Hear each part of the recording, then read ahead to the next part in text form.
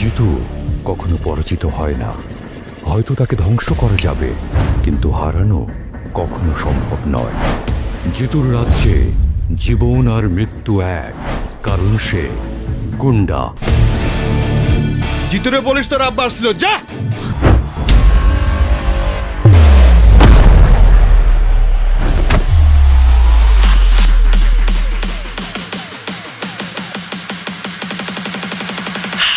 পরিস্থিতি তো নিয়ন্ত্রণের বাইরে চলে যেতেছে।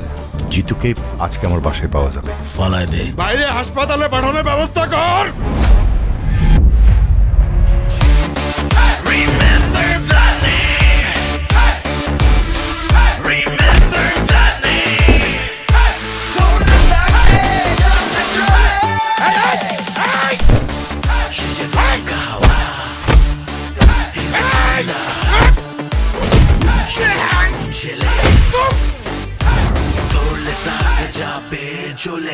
থাপ্পড় দিয়া কান গরম করে ফেলামু। তোর পড়াশোনা করার দরকার নাই। বাবা বলছে ট্রান্সফার নিয়ে নিবে। চাইলেই কি তুমি আমার থেকে দূরে যেতে পারবা? তুমি তো আমার অক্সিজেন। অক্সিজেন ছাড়া মানুষ বাঁচে?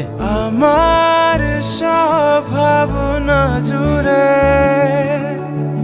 তোমাকে রাখি খুব আদরে,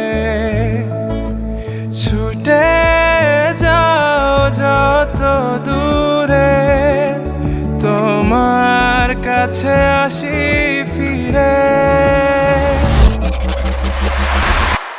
জিতু, আমি না একটা বিষয় খুব সেলফিশ, আর সেটা হলো তুমি। দেখো এশা, আমাদের বিচ্ছেদ মেনে নিতে পারি, কিন্তু একসাথে থেকে আমাদের দূরত্ব আমি মেনে নিতে পারবো না।